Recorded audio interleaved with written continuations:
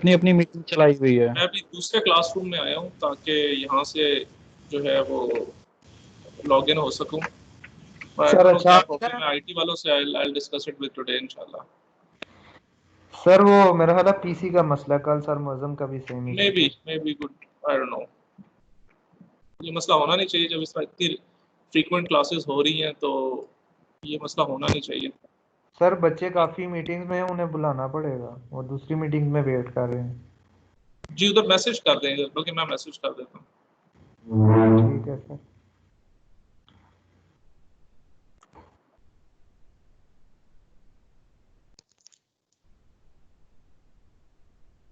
Sir मेरा ख्याल है आप बाकी मीटिंग एंड कर सकते हैं शायद, तो आप वो एंड ही कर दें। मैंने उसको एंड मीटिंग प्रेस किया था, आई डोंट नो वो क्यों नहीं हुआ। सर अभी एक वक्त पे 4 चल रही हैं तो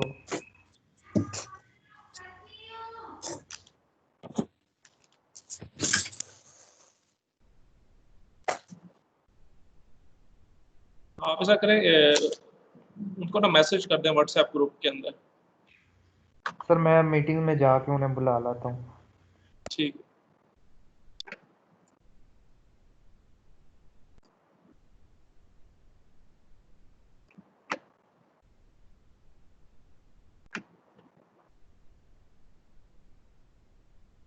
ये क्लोज कैसे करते हैं मीटिंग है, इसको आइडिया है? सर जो ऑर्गेनाइजर होता है वही सर क्लोज कर सकते हैं।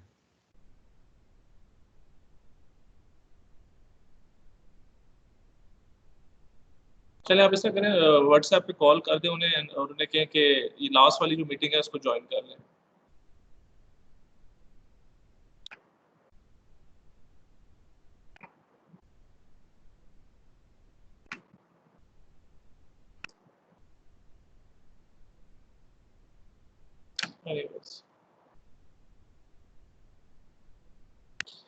ओके, अभी आवाज आ रही है आप लोगों को मेरी? एवरीथिंग इज ऑलराइट, कंटिन्यू करते हैं।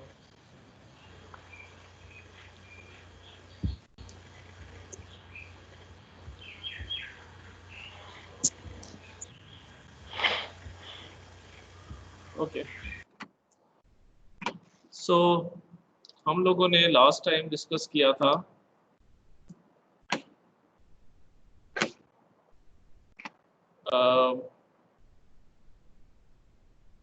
सर तो सिग्नल्स एंड वेक्टर्स ने डिस्कस किया था और हमने यहाँ तक अपनी डिस्कशन जो है वो कंक्लूड की थी ऑन दिस पर्टिकुलर एग्जांपल, जहाँ पे हमने एक स्क्वायर सिग्नल को रिप्रेजेंट किया था एक साइनोसाइडल सिग्नल की फॉर्म में, और हमने कहा था कि what is the optimum value of this C, जिससे हमें एरर सिग्नल जो है वो मिनिमम मिलेगा। तो हमने कहा था कि ये जो सी की वैल्यू है it came out to be 4/π। So अगर मैं इस पर्टिकुलर जी ऑफ टी को इस साइनोसाइडल साइन ऑफ टी की फॉर्म में लिखना चाहता हूँ, यानी स्क्वायर वेव को साइनोसाइडल वेव की फॉर्म में लिखना चाहता हूँ, तो जो मेरे पास सी की वैल्यू आएगी दैट इज 4/π, और ये वो अप्रोक्सीमेशन है जो कि मुझे मिनिमम एरर जो है वो दे रहा होगा। ठीक है, सो यहाँ पे हमने अपनी डिस्कशन को लास्ट टाइम कंक्लूड किया था। सो आज इस डिस्कशन को हम आगे लेके चलते हैं। सो अगली जो चीज़ हम जिसके बारे में बात करेंगे that is about the energy of the orthogonal signals. So अभी जिस तरह हमने सिग्नल्स और वेक्टर्स को डिस्कस किया, now we are going to talk about orthogonal signals and we will see कि अगर सिग्नल्स अगर ऑर्थोगोनल हो तो हम उसकी एनर्जी को कैसे डील करते हैं, how we actually determine the energy of orthogonal signals. तो उसके लिए जो सबसे आसान तरीका है वो यही है कि जिस तरह हम वेक्टर्स के ऊपर मुख्तलिफ प्रोसेस करते हैं, अगर हम वेक्टर्स को ही डील करें एंड देन हम उसी यानी उसी नोशन के साथ फिर हम सिग्नल्स को इंटरप्रेट करें, तो हमें फिर उसका सोल्यूशन जो है वो हमें मिल जाएगा कि the way you actually deal with vectors वही ऑपरेशन हम सिग्नल्स पे अप्लाई करेंगे and we will see what is the you can say energy of orthogonal signals. So for example अगर दो वेक्टर्स हैं हमारे पास x और y, if they are orthogonal, तो इसका मतलब क्या होगा कि जो रिजल्टेंट वेक्टर है will be the sum of the two orthogonal vectors. इसका मतलब क्या है कि आपके पास दो वेक्टर्स अगर ऑर्थोगोनल हैं, फॉर एग्जांपल ये आपके पास वेक्टर x है और एक ऑर्थोगोनल वेक्टर आपके पास y है, तो हमें पता है कि जो रिजल्टेंट वेक्टर होगा for example if this is z, it is this z is nothing else but x plus y, ठीक है। सो इन दो ऑर्थोगोनल वेक्टर्स को अगर मैं ऐड कर रहा हूँ तो मेरे पास ये वेक्टर z जो है वो मेरे पास आ जाता है। This is how we can represent sum of two orthogonal vectors. तो अकॉर्डिंग टू पाइथागोरस थ्योरम हमारे पास z square is equal to x square plus y square, ये हमारे पास रिलेशनशिप हमारे पास अवेलेबल होता है। तो अगर मैं गौर से देखूं what is this x square is nothing else but the energy of x। हम किस तरह फाइंड आउट करते थे एनर्जी, ठीक है, हम कहते थे अगर एनर्जी जो है वो है integration x square t dt। तो बेसिकली मैंने उसका स्क्वायर ले लिया और फिर उसको इंटीग्रेट कर दिया। तो अगर मैं खाली वेक्टर्स की फॉर्म में बात कर रहा हूँ तो हमारे पास वेक्टर क्या होगा, इट इज बेसिकली x का square plus y square is equal to z square, ठीक है। और ये हम कैसे निकाल सकते हैं, इफ यू रिमेंबर हमने कहा था पाइथागोरस थ्योरम क्या होता है, it is basically z is equal to square root a square plus b square.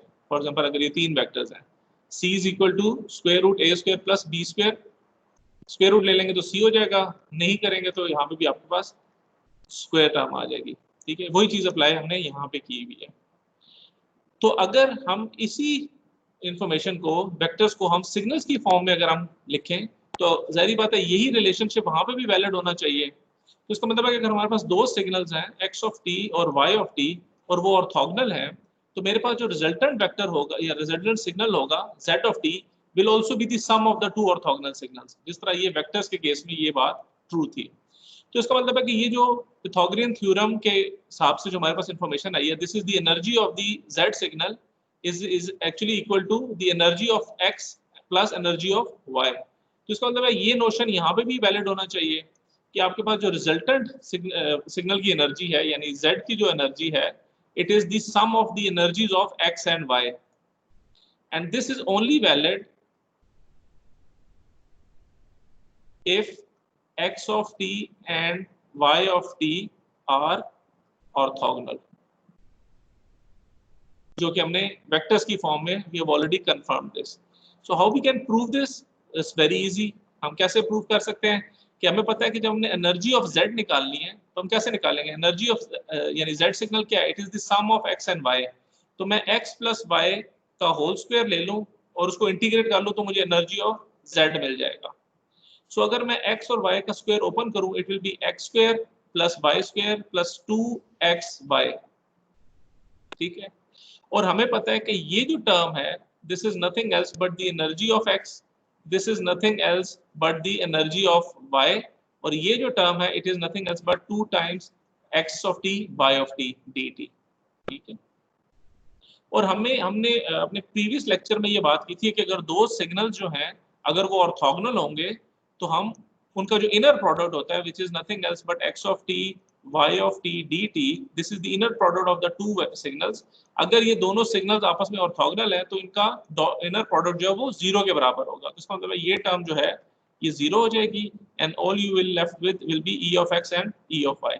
तो हम ये कह सकते हैं कि जो एनर्जी ऑफ z है it is the sum of the energies of the orthogonal components या ऑर्थोगोनल सिग्नल्स। तो लॉन्ग स्टोरी शॉर्ट, अगर आपके पास दो ऑर्थोगोनल सिग्नल्स अवेलेबल है और मैं आपको कहता हूं what is the energy of the you can say the sum of orthogonal signals, तो आप उन दोनों ऑर्थोगोनल सिग्नल्स की इंडिविजुअल एनर्जी फाइंड आउट करें और उनको ऐड कर दें। द अदर वे इज कि आप जो आपके पास रिजल्टेंट सिग्नल है या जो सम ऑफ ऑर्थोगोनल सिग्नल्स है उनकी ओवरऑल एनर्जी फाइंड आउट कर लें। जिस तरह हम फाइंड आउट करते हैं minus infinity to infinity resultant signal का square dt, this will be the energy of the signal. चाहे तो यूं फाइंड आउट कर लें, चाहे तो इंडिविजुअल जो कंपोनेंट्स आपके पास या इंडिविजुअल सिग्नल्स आपके पास अवेलेबल हैं आप उनकी इंडिविजुअल एनर्जीज फाइंड आउट करें और उनको ऐड कर लें। This will give you the energy of orthogonal signals. फिर अगर मैं पावर की बात करता हूं, what about the power of orthogonal signals. दो आपके पास पावर सिग्नल्स हैं, ठीक है, और वो ऑर्थोगोनल है आपस में, तो हम उनको उनकी पावर कैसे फाइंड आउट करेंगे। तो वही चीज यहाँ पे भी एप्लीकेबल है। So the same concept of orthogonality and inner product extend to power signals. For example, मेरे पास sum of power two orthogonal power signals जो हैं वो g of t है। अब ये x of t भी power signal है और y of t भी power signals है, और हम कहते हैं कि ये दोनों signals orthogonal हैं, तो इन दोनों का जो sum है वो मेरे पास g of t आ रहा है। तो अगर मैं इन दो सिग्नल्स को ऐड करूं, फॉर एग्जांपल एक सिग्नल जो है वो ये है और एक सिग्नल जो है वो ये है, हमें पता है ये दोनों सिग्नल्स पावर सिग्नल्स हैं क्योंकि ये पीरियोडिक सिग्नल्स हैं, ठीक है, और माइनस इन्फिनिटी से प्लस इन्फिनिटी तक एग्जिस्ट कर रहे हैं, तो we can say that these two signals x of t and y of t they are both orthogonal, both power signals, और ये दोनों सिग्नल जो है दे आर ऑर्थोगोनल, तो इन दोनों का जो सम है it will be equal to g of t। अब इंडिविजुअली मैंने जिस तरह आपको बताया था कि जब आप किसी भी एक सिग्नल की पावर फाइंड आउट करते हैं और वो सिग्नल अगर पावर सिग्नल है and if it is cause और साइन, तो उसकी जो पावर निकलती है it is always amplitude square divide by 2। ये जो मैंने आपको क्वेश्चन भी दिया था जो आपके लिए टेक होम क्वेश्चंस थे, एक एनर्जी सिग्नल की एग्जांपल थी और एक पावर सिग्नल की एग्जांपल थी, उसमें अगर आप उसकी पावर फाइंड आउट करें तो whenever you have a cosine signal से for omega c t plus theta और ये a इसका एम्पलीट्यूड है, whenever you have a cos और साइन, जब आप इसकी पावर फाइंड आउट करेंगे it is always the amplitude square divided by 2। This is the power of a cosine signal, cosine और अ साइन सिग्नल। तो अब इस केस में मेरे पास c1 इज द एम्पलीट्यूड, तो पावर ऑफ x क्या होगी, it will B c1 square divided by 2, और जो y2 की पावर होगी वो क्या होगी, it will be py, power of y will be c2 square divided by 2। और यही जो नोशन हमने एनर्जी सिग्नल के केस में डिस्कस किया था, क्योंकि हमारे पास x ऑफ t और y of t they are orthogonal, तो उनका इनर प्रोडक्ट जो है वो इक्वल टू 0 होगा, और यहाँ पे जो टोटल पावर है it will be the sum of the individual powers. तो वो जो टोटल पावर आपके पास सिग्नल्स की आएगी वो उन दोनों पावर्स को आप ऐड कर दें तो आपके पास टोटल पावर आ जाएगी सम ऑफ ऑर्थोगोनल सिग्नल्स के केस में, ठीक है। Okay, so the next topic is the signal comparison, जिसको हम कोरिलेशन भी कहते हैं, ठीक है। कोरिलेशन से मुराद है एक दो चीजों को आपस में रिलेट करना, ठीक है, और देखना कि ये दोनों चीजें आपस में कितनी रिलेटेबल है, या वो फॉर एग्जांपल अगर आप एप्पल्स के साथ कंपेयर करेंगे तो वो they are exactly the same thing, लेकिन अगर आप एप्पल्स को ऑरेंजेस के साथ कंपेयर करेंगे तो they are two different fruits, तो उनके बीच में कोरिलेशन जो है वो नहीं होगी, ठीक है। सो हमारे पास जो कोरिलेशन का कॉन्सेप्ट है वो बड़ा इंपॉर्टेंट है, स्पेशली जब आप सिग्नल्स को क्लासिफाई करना चाह रहे हैं। मिसाल के तौर पे अगर आपके पास एक सिग्नल है विच इज एनर्जी सिग्नल, अगर मैं उसको एक एनर्जी सिग्नल के साथ कंपेयर करूंगा तो मेरे पास कोरिलेशन ज्यादा आएगी क्योंकि उन दोनों के कैरेक्टरिस्टिक्स जो है वो सेम है। लेकिन अगर मैं एक एनर्जी सिग्नल को कोरिलेट करूंगा एक पावर सिग्नल के साथ तो उनके बीच में कोरिलेशन कम होगी क्योंकि वो एक एनर्जी सिग्नल है, वो एक पावर सिग्नल है। तो इस केस में हमारे पास जब भी हम रिसीवर डिजाइन की बात कर रहे होते हैं तो हमें ये तो पता होता है कि what kind of signal we are expecting, और हमारे पास इस किस्म का सिग्नल आएगा तो हम कहेंगे कि ये it is this particular information, इससे रिलेटेड है। तो हम क्या करते हैं, हम कोरिलेशन का जो कॉन्सेप्ट है उसको यूज करते हैं फॉर एक्चुअली रिसीविंग और estimating the transmitted signal. So the question is why bother poor undergraduate students with correlation? इसलिए हमें bother करने की जरूरत है क्योंकि इसकी बहुत सी applications हैं। For example, जब आप भी receiver design करेंगे, you need to perform correlation to identify signals in radar systems. Radar systems के अंदर क्या होता है कि आपके पास एक radar लगा हुआ है, वो एक pulse जो है वो transmit करता है और फिर एक pulse उसको return होती है after hitting the target. वो transmitted pulse को receive pulse के साथ correlate करता है और देखते हैं कि क्या ये वही पल्स है जो मुझे रिसीव हुई है, ये वही पल्स है जो मैंने ट्रांसमिट की थी। अगर इन दोनों के बीच में स्ट्रॉन्ग कोरिलेशन होगी तो उसे पता चलेगा कि ये जो पल्स आई थी ये मैंने इस टाइम पे और इस डायरेक्शन में जो है वो मैंने सेंड की थी। तो जब अब उसको टाइम और डायरेक्शन का पता होगा तो all it needs to do is s is equal to vt वाला फार्मूला उसको लगाना पड़ेगा, क्योंकि टाइम उसको पता है, वेलोसिटी ऑफ द पल्स जो है it is equal to speed of light, तो उसको पता चल जाएगा कि किस डायरेक्शन में कितने डिस्टेंस पे टारगेट अवेलेबल है, ठीक है। तो वो आपको वैसे रडार जो होता है वो simple s is equal to vt कर रहा होता है। So by correlating the transmitted pulse with the received pulse, उसको वो टाइम और डायरेक्शन पता चल जाती है कि जिस डायरेक्शन से वो पल्स उसको रिसीव हो रही है, and by using this formula it can actually find out how far the target is in that particular direction. So that's why correlation is very important in radar systems as well. फिर classification, जिस तरह अभी बात की कि energy signal है तो आप उसको एक एनर्जी सिग्नल के साथ कोरिलेट करें तो उनके बीच में कोरिलेशन ज्यादा आएगी।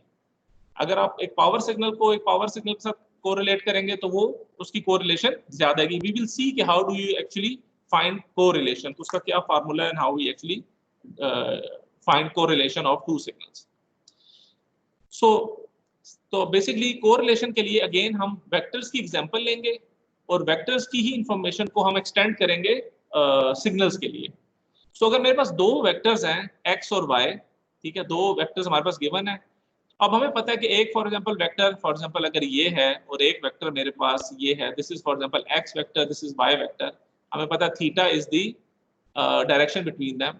तो हमें पता है कि ये दो वेक्टर्स आपस में कैसे रिलेटेड हैं.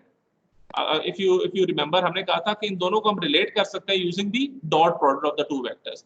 तो y, x जो है it is nothing else but dot product कैसे लेंगे, x magnitude y magnitude cos of theta. ठीक है, this is how we can find the dot product of the two vectors.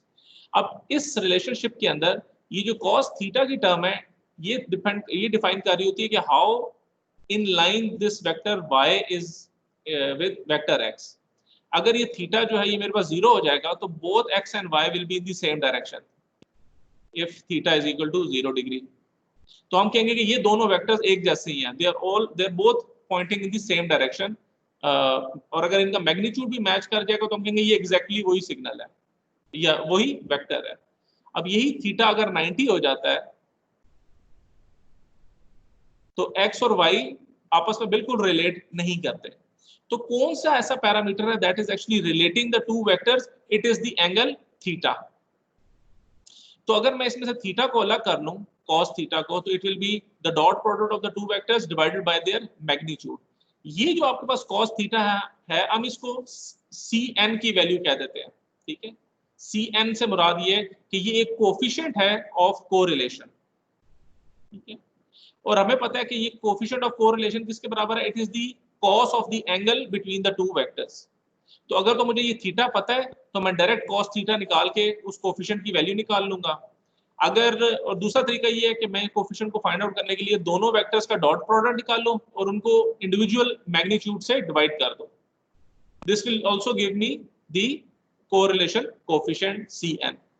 अब हमें पता है कि जो कोरिलेशन कोफिशिएंट Cn है ये cos थीटा के बराबर होता है. ठीक है, तो cos थीटा की मैक्सिमम वैल्यू क्या होगी, +1, और इसकी मिनिमम वैल्यू क्या होगी, -1, क्योंकि हमें पता है कि cos थीटा जो है ये वेरी करता है बिटवीन +1 और -1 के बीच में. तो इसका मतलब है कि जो कोरिलेशन कोफिशिएंट है Cn, इसकी वैल्यू भी -1 और +1 के बीच में वेरी करेगी. ठीक है, अगर आपके पास Cn की वैल्यू 1 हो जाती है तो 1 कब होगा cos थीटा 1 तब होता है जब theta is equal to 0 degree होगा. इस केस में cos of 0 degree will give you 1. इसका मतलब है both the vectors are exactly the same, एक ही डायरेक्शन में वो पॉइंट कर रहे हैं. तो हम कहेंगे कि इसकी कोरिलेशन मैक्सिमम है. अगर आपके पास दोनों के बीच में एंगल जो है वो 90 डिग्री है तो ये कब होगा, जब आपके पास कोरिलेशन कोएफिशिएंट की वैल्यू आएगी 0, बिकॉज cos 90 डिग्री इज 0. तो अगर Cn की वैल्यू मेरे पास 0 आ जाएगी तो मैं कहूंगा कि ये दोनों वेक्टर्स जो है ये आपस में ऑर्थोगोनल है. और दूसरी एक्सट्रीम क्या है, -1. सो cos थीटा -1 कब होता है, एनीवन? 180 सर. जी 180. 180 यानी कि आपके पास एक वेक्टर इस तरफ है और दूसरा वेक्टर इस तरफ है. तो this is x and this is y. अब हम ये कहेंगे कि ये जो वेक्टर्स हैं ये आपस में इन लाइन तो हैं but they are in opposite direction. ठीक है, तो इनके बीच में नेगेटिव कोरिलेशन है, यानी एक की डायरेक्शन इस तरफ है तो दूसरी की डायरेक्शन इस तरफ है. ठीक है, तो ये वो एक्सट्रीम्स हैं कि both are in the same direction, both are orthogonal to each other and both are opposite in direction. तो ये जो आपके पास Cn का कोफिशिएंट आता है that varies between -1 to 1. It is the correlation coefficient and it tells you how one vector is related with the other one. ठीक है, अब इसी नोशन को हम सिग्नल्स की फॉर्म में अगर ले जाएं, let me clear this up. So again हमें पता है कि ये जो हमारे पास रिलेशनशिप आया it will also be valid for the signals as well. तो जो Cn की वैल्यू है वो किसके बराबर होगी, inner product of the two signals. तो ये मेरे पास inner product of the two signals आ गया. ठीक है, divided by the magnitude of the two vectors. तो अब मैंने क्या किया कि मेरे पास y मैग्नीट्यूड कैसे आएगा, ये बेसिकली मैंने क्या किया कि जो एनर्जी थी उसको मैंने स्क्वायर रूट कर दिया, तो मेरे पास y मैग्नीट्यूड आ गया। इसी तरह मेरे पास जो एनर्जी ऑफ x है, ठीक है, वो किसके बराबर होगी, एक्स स्क्वायर dt, ये जो इन्फॉर्मेशन है this is equal to this thing. तो अगर मैं इसका स्क्वायर रूट ले लूं तो मेरे पास मैग्नीट्यूड ऑफ द सिग्नल आ जाएगा जो कि इसके इक्विवेलेंट है y मैग्नीट्यूड के। तो मैंने इसको डिवाइड कर दिया एनर्जी ऑफ x के स्क्वायर रूट से भी और एनर्जी ऑफ y के स्क्वायर रूट से भी, तो मेरे पास ये टर्म आ गई यहाँ पे। तो ये एग्जैक्टली वही चीज है जो हमने वेक्टर्स के लिए डिटरमिन की थी। और इसी तरह इसकी वैल्यू जो है ये भी वेरी करेगी -1 से 1 के बीच में। तो अगर मेरे पास कोरिलेशन कोएफिशिएंट की वैल्यू नेगेटिव साइड पे जा रही है तो मैं कहूंगा कि ये नेगेटिव कोरिलेशन है। अगर ये 1 के ज्यादा करीब होगी तो मैं कहूंगा ये दोनों सिग्नल्स आपस में बहुत ज्यादा कोरिलेटेड है, they are in line with each other. और अगर दोनों के बीच में कोरिलेशन जो है वो 0 आ जाएगी तो I will say that the two signals are orthogonal to each other. ठीक है, इसी में हमें एक और जो रिलेशनशिप है कोरिलेशन का वो हम देखेंगे which is the auto correlation. Auto correlation as the name suggest कि आप एक सिग्नल को कंपेयर करें उसी के एक डिलेड वर्जन के साथ। You not comparing two signals with each other, एक x है और एक y है, आप दो सिग्नल्स को कंपेयर कर रहे हैं जो कि एक्चुअली में एक ही सिग्नल है but it is just the delayed version of it. और इसकी एग्जांपल क्या है, इसकी एग्जांपल वही रडार का सिग्नल है कि आपने एक पल्स भेजी, वो पल्स गई, टारगेट को हिट की और वापस आई। तो जो अब आपको रिसीव्ड पल्स मिल रही है एक्चुअली में वो वही पल्स थी जो आपने ट्रांसमिट की थी, लेकिन उसमें एक डिले आ गया because it has propagated towards the target and then after hitting it वो वापस आई पल्स। तो आपको वही सिग्नल कुछ देर के बाद आपको रिसीव हो गया। तो उस केस के लिए हम ऑटो कोरिलेशन परफॉर्म करते हैं। और वो ऑटो कोरिलेशन क्या है कि आप उस पल्स को उसी की डिलेड वर्जन के साथ आप उसको कोरिलेट कर लें। This is known as auto correlation. ठीक है, it is a measure of similarity of signal with its displaced version। तो अब जिस सिग्नल की ऑटो कोरिलेशन हाई आएगी तो आप कह सकते हैं कि चूंकि ये जो अपना उसी की डिलेड वर्जन के साथ अगर उसकी कोरिलेशन ज्यादा आ जाएगी तो आपको ये चीज कंफर्म हो जाएगी कि ये वही पल्स है जो आपने ट्रांसमिट की थी। अगर वो कोरिलेशन डिफरेंट आएगी तो आप कहेंगे ये वो वाली पल्स नहीं है जो आपने ट्रांसमिट की थी, it is some other pulse. So जो ऑटो कोरिलेशन का कॉन्सेप्ट है it is very important in specially radar systems. फिर अब यही जो बात हम ऑलरेडी कर चुके हैं कि ये जो कोरिलेशन कोएफिशिएंट की वैल्यूज हैं they actually give you a sense of relationship between the two vectors. तो हमारे पास तीन डिफरेंट कैटेगरीज हैं, बेस्ट फ्रेंड्स, वर्स्ट एनिमीज और कंप्लीट स्ट्रेंजर्स का। सो अगर आपके पास Cn की वैल्यू 1 हो जाती है it is a case of best friends, क्योंकि दोनों जो वेक्टर्स हैं या जो दोनों सिग्नल्स हैं they are exactly the same, उनकी थिंकिंग भी पॉजिटिव है, यानी if they are two best friends तो उनकी केमिस्ट्री भी मैच करेगी, उनकी थिंकिंग भी एक जैसी होगी, तो they are very much alike.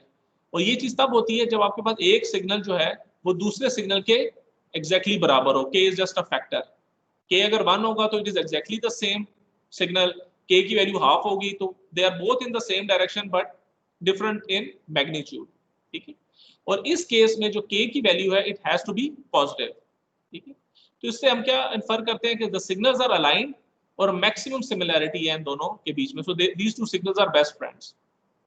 फिर आपके पास दूसरा एक्सट्रीम केस आ जाता है कि अगर if coefficient comes out to be -1 it means worse enemies, कि वो अलाइन तो हैं लेकिन दोनों उल्टा सोचते हैं, एक इस तरफ सोचता है तो दूसरा ऑपोजिट तरफ की तरफ सोचता है, तो they are opposite of each other, it means they are worse enemies. और ये तभी पॉसिबल है कि दोनों सिग्नल्स आपस में रिलेट तो उसी तरह हो रहे हैं but in this case K is negative. ठीक है, सो हम क्या इन्फर करते हैं, the signals are aligned but opposite directions में वो एग्जिस्ट करते हैं। So it means the signals understand each other but they do not like each other. एक तरफ एक की थिंकिंग दूसरी तरफ है, एक की थिंकिंग दूसरी तरफ है, तो we can treat them as worse enemies. और तीसरा केस आपके पास है when coefficient is actually 0 it means complete strangers, they don't know each other. ठीक है, एक सिग्नल एक डायरेक्शन में, दूसरा उसके बिल्कुल ऑर्थोगोनल है, so the two signals are orthogonal to each other, it means कि दोनों सिग्नल्स अनरिलेटेड हैं, उनके बीच में कोई कोरिलेशन नहीं है। द कोरिलेशन कोएफिशिएंट Cn जो है it comes out to be 0 in this case.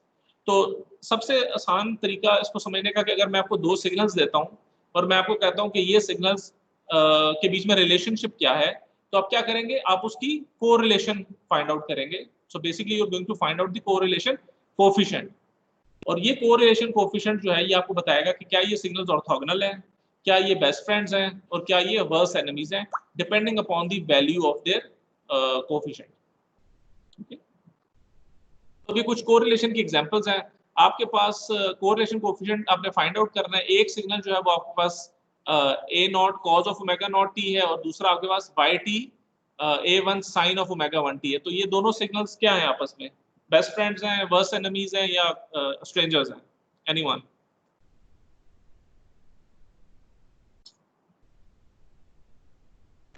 Sir जी, ये जो है ये वर्स्ट एनिमी सर।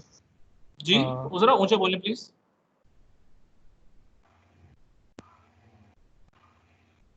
वर्स्ट जी, anyone? एनिमीज तो नहीं है, लेकिन सर ये इन बिटवीन है। देखिए, एक आपके पास कोसाइन सिग्नल है, एक आपके पास साइन सिग्नल्स है। कॉस और साइन क्या होते हैं आपस में? 90 डिग्री का फर्क होता है। 90 डिग्री का फेज शिफ्ट होता है दोनों के बीच में। So whenever there is a phase shift between the two signals, तो उनकी जो कोरिलेशन निकलेगी it will come out to be 0। अच्छा, ये आप निकाल के भी देख सकते हैं, ठीक है। यहाँ पे डायरेक्ट मैं आंसर्स आपके साथ डिस्कस करूंगा, लेकिन आप इन xt और yt की कोरिलेशन फाइंड आउट करें कि पहले दोनों सिग्नल्स का x of t, y of t, dt, इनकी इनर प्रोडक्ट फाइंड आउट करें, divided by energy of x divided by energy of y। ये परफॉर्म करें तो आपको cn की वैल्यू मिल जाएगी। सर इसको हम वो cos थीटा से नहीं कर सकते इस केस जी, में? इस केस में हम सिर्फ सिंपली cos थीटा से नहीं कर सकते? cos थीटा भी 0 ही आ रहा है ना, विच cos थीटा?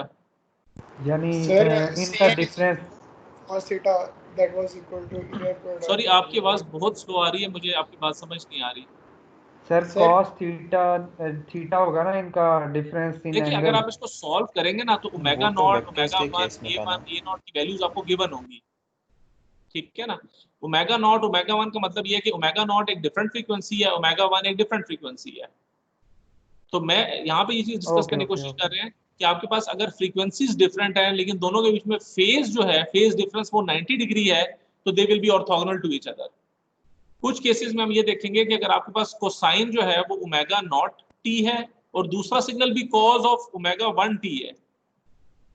अब आप ये देखेंगे ये भी कॉज है और ये भी कॉज है, और थीटा जो है वो 0 डिग्री है, तो आप समझेंगे कि ये दोनों तो बिल्कुल बेस्ट फ्रेंड्स हैं। लेकिन हम ये भी देखते हैं कि इनकी जो फ्रीक्वेंसीज है क्या वो मैच कर रही है कि नहीं कर रही। तो अगर इनकी फ्रीक्वेंसीज मैच नहीं करेंगी तो हम फिर भी कहेंगे कि इनके बीच में जो कोरिलेशन है वो 0 है। एक सिग्नल जो है वो इस फ्रीक्वेंसी का है, एक सिग्नल इस फ्रीक्वेंसी का है। How can you relate the two signals together? ठीक है, तो ये आपको वेरिएबल्स गिवन होंगे अगर आपने कोरिलेशन कोएफिशिएंट फाइंड आउट करना है। तो अगेन नेक्स्ट एग्जांपल है कि आपके पास a not cos of omega not t है, और दूसरा जो है वो a1 cos of omega 1 t है, और ओमेगा नॉट और omega 1 they are not equal to each other. तो इस केस में भी जो कोरिलेशन निकलेगी वो भी 0 निकलेगी। Likewise a cos of omega not t और फिर a1 cos of omega not t। अब ओमेगा नॉट सेम है, cos भी है और cos भी है, तो इनके बीच में जो कोरिलेशन है it will come out to be 1। They are best friends. Likewise sine of omega not t और साइन ऑफ ओमेगा 1 टी, तो इसका मतलब ये दोनों अगर सेम नहीं है तो ये भी कोरिलेशन कोएफिशिएंट 0 निकलेगा आपके पास। इसी तरह आपके पास a not sine omega not और a1 sine omega naught, frequencies भी सेम है और साइंस भी सेम है, इट मींस कि दोनों के बीच में फेज डिफरेंस 0 है, तो this is 1। Likewise a not sine of omega not t and minus a1 sine of omega not t. अब फ्रीक्वेंसीज भी सेम है, साइन भी है दोनों, लेकिन एक पॉजिटिव 1 है, एक नेगेटिव 1 है, तो it means correlation coefficient will be -1। They are excuse me sir. जी सर एम्पलीट्यूड का कोई फर्क नहीं पड़ता? एम्पलीट्यूड से कोई फर्क नहीं पड़ता, क्योंकि अगर आपको याद हो हमने पीछे ये बात की थी जब हमने बेस्ट फ्रेंड्स और इनकी बात की थी कि ये जो रिलेशनशिप है ये एक फैक्टर k के साथ मल्टीप्लाई हो रहा है, and k only needs to be positive. Means कि अगर एक वेक्टर इतना है तो दूसरा अगर इतना भी है, तो इसका मतलब इन दोनों के बीच में मैग्नीट्यूड डिफरेंट है। ये x है फॉर एग्जांपल, ये y है, तो मैं कहूंगा y इज 0.2 टाइम्स x। ठीक है, तो ये हम देख रहे हैं कि y का मैग्नीट्यूड कम है, लेकिन ये चूंकि रिलेशनशिप पॉजिटिव है हम फिर भी कहेंगे कि ये बेस्ट फ्रेंड्स हैं क्योंकि इनकी डायरेक्शन सेम है। तो अगर मेरे पास यहाँ पे A1 और A0 की वैल्यूज डिफरेंट भी होंगी फॉर एग्जांपल, तो मेरे पास कोरिलेशन कोफिशिएंट के अंदर उसका कोई एक मैग्नीट्यूड आ जाएगा। We are only interested in कि ये मैग्नीट्यूड क्या है। फॉर एग्जांपल, क्या ये नेगेटिव की तरफ है, क्या ये पॉजिटिव की तरफ है, क्या ये जीरो है। तो अगर ये नेगेटिव की तरफ है तो कितना नेगेटिव है, अगर -1 होगा इसका मतलब है कि ये completely opposite to each other है with the same magnitude. Otherwise इनका मैग्नीट्यूड इस तरह का हो सकता है कि एक वेक्टर आपके पास ये है, दूसरे का वेक्टर ये है। इवन इन दिस केस है तो इन दोनों की थिंकिंग ऑपोजिट है। तो अगर आपको ये A0, A1, ओमेगा 1, ओमेगा 0 की वैल्यूज गिवन होंगी, फिर आप वो एग्जैक्ट फाइंड आउट कर सकते हैं कि ये रिलेशनशिप कितना ऑपोजिट इन डायरेक्शन है। Is it -1? अगर आपको मैं ये वैल्यूज दे दूंगा ना, तो हो सकता है आपके पास वैल्यू आए -0.3। तो आपको ये पता चल गया कि इनके आपस में जो रिलेशनशिप है तो ये worse enemy but with this much magnitude 0.3 है, तो ये वर्स एनिमी की तरफ। यही वैल्यू अगर 0.3 की तरफ आ जाती है तो ये वैल्यू है तो पॉजिटिव। इसका मतलब है दोनों के बीच में जो मैग्नीट्यूड डिफरेंस है वो तो एग्जिस्ट करता है, but both are best friends.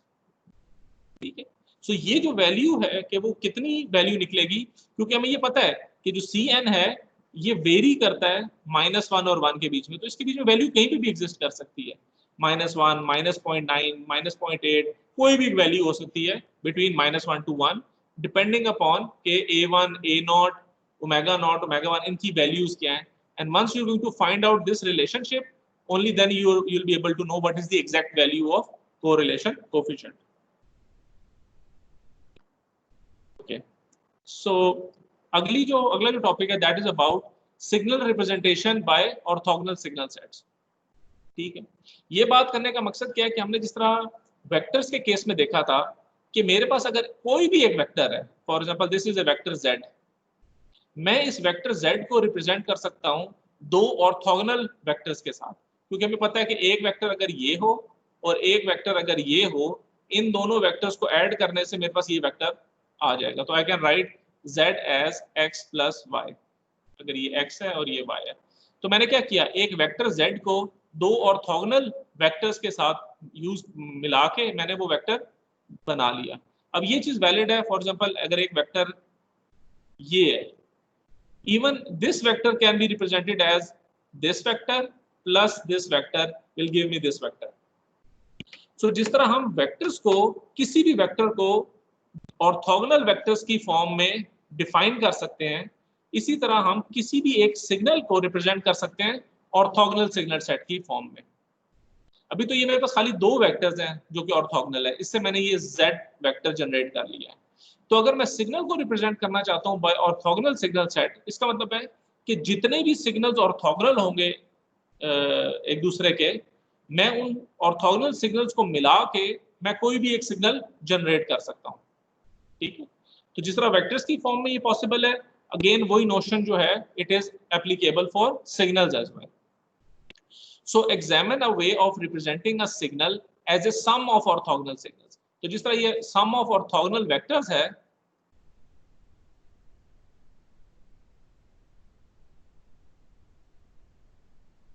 sum of orthogonal vectors will give you any vector, इसी तरह sum of orthogonal signals will give you any signal।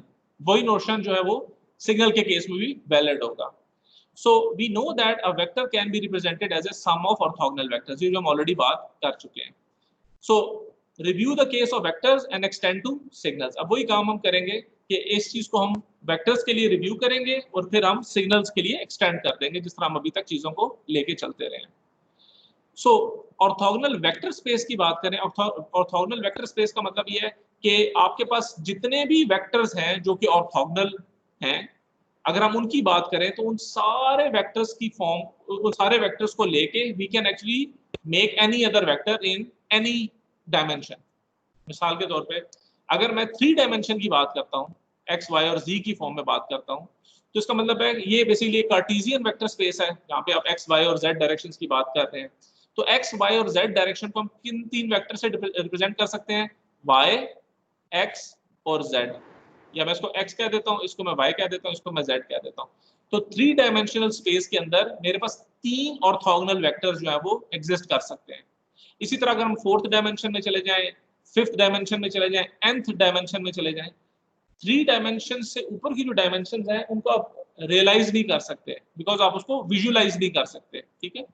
तो 3 डायमेंशंस के अंदर हमें पता है कि 3 ऑर्थोगोनल वेक्टर्स होंगे।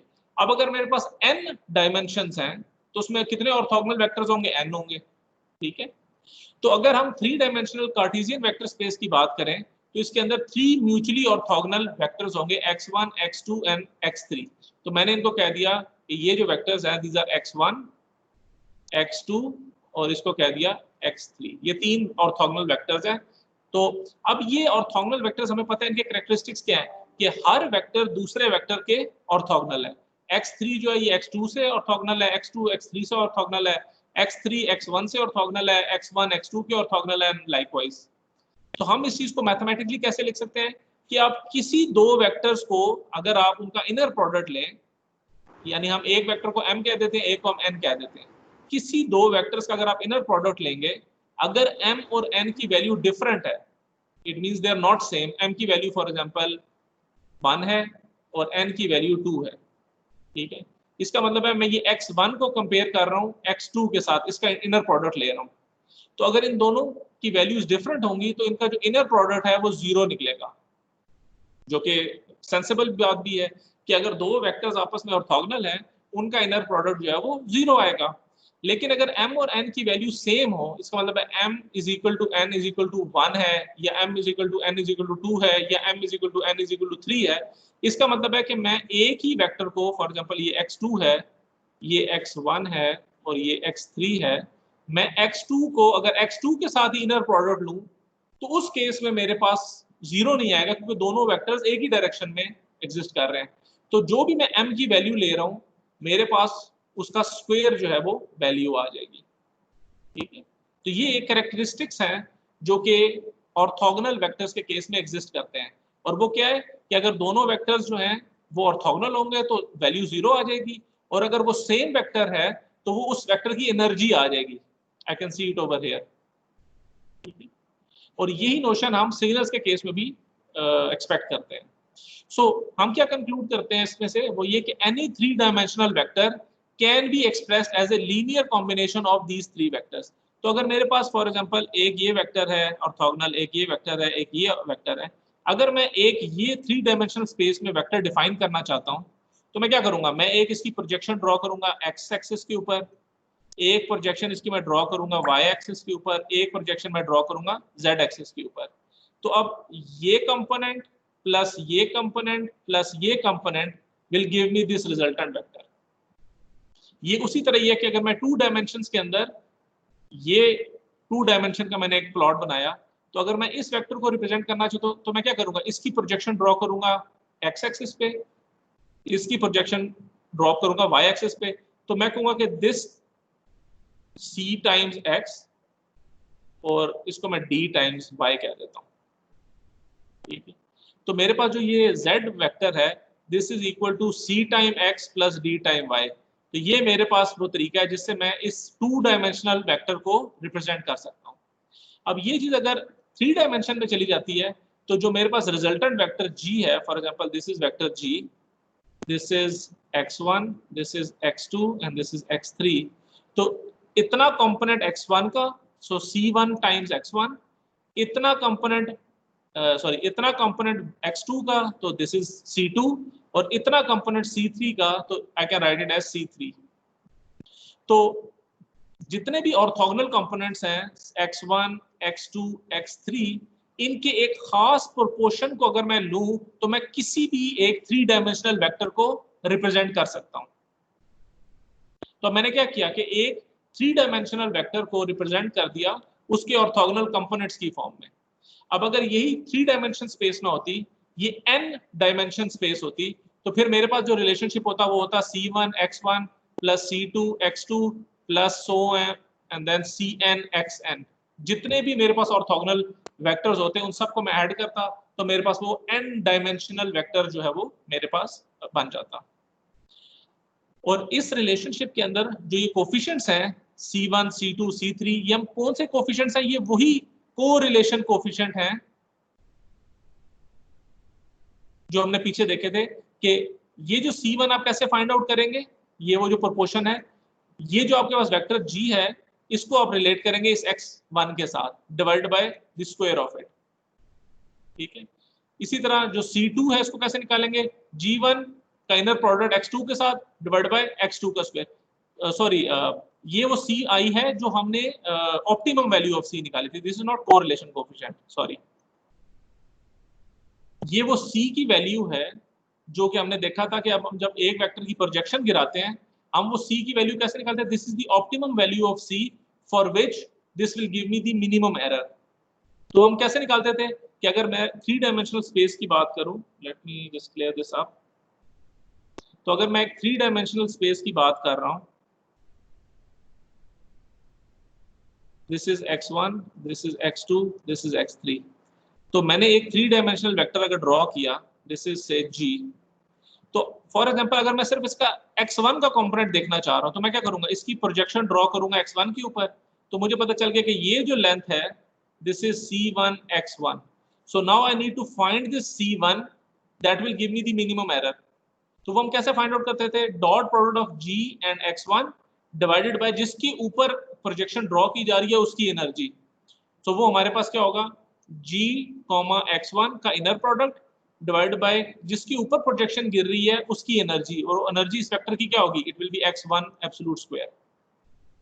इसी तरह जब इस वेक्टर की प्रोजेक्शन मैं डालूंगा फॉर एग्जांपल x3 के ऊपर, तो ये जो मेरे पास डिस्टेंस आ रहा है दिस इज x3 और इसको मैं c3 कह देता हूँ। नाउ दिस इज x1, ये मैंने सॉरी c1, अब मैं c3 जब निकालूंगा it will B g inner product with x3 divide by energy of x3। इसी तरह जब मैं 2 पे प्रोजेक्शन गुजारूंगा तो c2 की वैल्यू आएगी g, x2 divide by x2 की एनर्जी। इन रिलेशनशिप को उसने I की फॉर्म में लिख दिया है कि I इज बेसिकली 1, 2 and 3, तो inner product of the two vectors divide by energy of the vector जिसके ऊपर आपने प्रोजेक्शन गिराई, तो आपको वो ऑप्टिमम वैल्यू ऑफ C's मिल रहे हैं that will give you the minimum error. So by doing so you can represent any 3 dimensional vector using its orthogonal components. So in this case, we say that the set of vectors x1, x2 and x3 is a complete set of orthogonal vectors in 3D space. तो अगर आप 3D space की बात करेंगे तो there are 3 vectors that represent the 3-dimensional vector space. अगर आप n dimensional की बात करेंगे तो you would need n vectors to completely define a ND space. So such vectors are known as basis vectors. ठीक है, तो मैं किसी भी एक 3 डायमेंशनल वेक्टर को रिप्रेजेंट कर सकता हूं यूजिंग इट्स बेसिस वेक्टर्स, और वो बेसिस वेक्टर्स क्या होते हैं, वो ऑर्थोगोनल वेक्टर्स हैं जो उस डायमेंशन को रिप्रेजेंट कर रहे हैं। 1 डायमेंशनल के लिए एक ऑर्थोगोनल वेक्टर होगा, 2 डायमेंशनल के लिए 2 होंगे, 3 के लिए 3 होंगे, n के लिए n वेक्टर्स होंगे। सो ये जो नोशन हमने डिस्कस किया फॉर वेक्टर स्पेस, इसी चीज को हम ऑर्थोगोनल सिग्नल स्पेस के लिए भी वी कैन एक्सटेंड इट। अब वो कैसे एक्सटेंड करेंगे कि मेरे पास अगर for example n orthogonal signals हैं, x1t, x2t up till xnt, हम कहते हैं ये जो n सिग्नल्स हैं they are orthogonal to each other. तो मैं बेसिकली n डायमेंशन स्पेस की बात कर रहा हूं इस वक्त। तो ये सारे के सारे सिग्नल्स के होंगे, they will be mutually orthogonal to each other. x1 x2 के ऑर्थोगोनल है, x2 x3 के ऑर्थोगोनल है, x3 x1 से ऑर्थोगोनल है, all these signals are orthogonal to each other. तो इस केस में मैं किसी भी एक सिग्नल को रिप्रेजेंट कर सकता हूं as the sum of all these orthogonal signals. So I need c1, c2 and cn for this. अब ये जो मेरे पास समेशन आ रही है इसको मैं मैथमेटिकली ऐसे लिख सकता हूं, बिकॉज ये सारी चीजें ऐड हो रही हैं। I can write it as summation ci and xi of t, और i की वैल्यू वेरी कर रही है 1 से लेके n तक, और वही चीज यहाँ पे लिखी हुई है। तो मैंने इस पूरी एक्सप्रेशन को एक समेशन की फॉर्म में मैंने डिफाइन कर दिया कि कोई भी एक signal g of t can be represented as sum of the n orthogonal signal sets, and for this I need to find what the values of this cn is, which will give me the minimum error.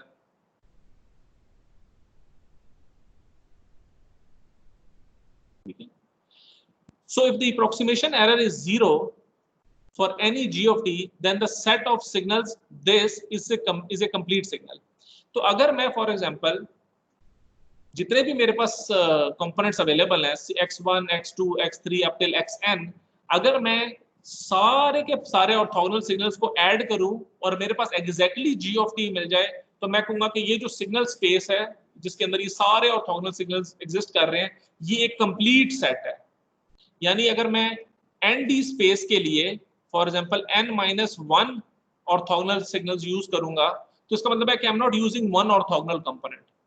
ठीक है, तो इस case में जो मेरे पास पूरा signal बन रहा है वो उसके अंदर एरर आएगा। इट इज सेम एज कि 3 डायमेंशनल स्पेस के लिए मैं खाली 2 ऑर्थोगोनल वेक्टर्स को खाली कंसीडर करूं, तीसरे को ना करूं। तो इसका मतलब है कि जो मैं अप्रोक्सीमेशन कर रहा हूं, यानी अगर एक सिग्नल मेरे पास ये वेक्टर था, ये वेक्टर g होता c1 x1 plus c2 x2 plus c3 x3, this is the complete representation of g in the form of x1 x2 x3। अगर मैं कंप्लीट इंफॉर्मेशन ना लूं, मैं c3 को नहीं कंसीडर करता, तो ऑब्वियसली इस अप्रोक्सीमेशन में अब एरर आ जाएगा। यही नोशन यहाँ पे लिया जा रहा है कि अगर आप n ऑर्थोगोनल सिग्नल्स के साथ किसी भी सिग्नल को अप्रोक्सीमेट कर रहे हैं, तो आपके पास एरर जो है it will come out to be 0। और ये चीज तभी कंप्लीट हो सकती है जब आप infinite values of n consider करें। n की वैल्यू इनफाइनाइट होगी, यानी आपने जितने भी पॉसिबल ऑर्थोगोनल सिग्नल्स हैं उन सबको ऐड किया, तो आपके पास एक एग्जैक्ट आपके पास रिप्रेजेंटेशन आ जाएगी आपके पास किसी भी एक सिग्नल की। सो इस केस में my representation would look something like this. यही जो एक्सप्रेशन हमने लिखी थी, यहाँ पे हमने ये अप्रोक्सीमेशन का साइन डाला हुआ है। क्यों? क्योंकि हमने इसको अप्रोक्सीमेट किया एक n के साथ। अब यही n अगर इनफाइनाइट हो जाए तो ये एग्जैक्ट अप्रोक्सीमेशन हो जाएगी। तो अगर मैं n ऑर्थोगोनल सिग्नल्स कंसीडर करूं, तो मेरे पास g ऑफ t की एग्जैक्ट रिप्रेजेंटेशन आ जाएगी कि मैं इस g ऑफ t को रिप्रेजेंट कर रहा हूं, सॉरी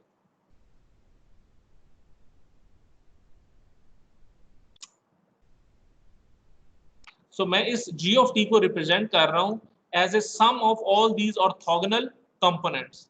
अब ये जो एक्सप्रेशन है, it is nothing else but the generalized Fourier series expression.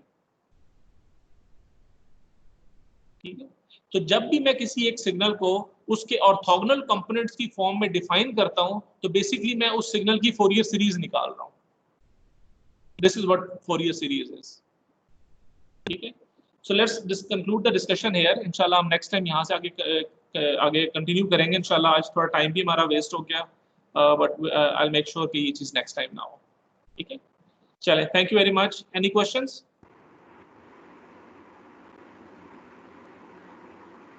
No sir. चलें, ठीक है, तो let's finish the lecture here. Inshallah, I will see you guys tomorrow. Inshallah. Allah Hafiz. Thank you, sir. Allah Hafiz.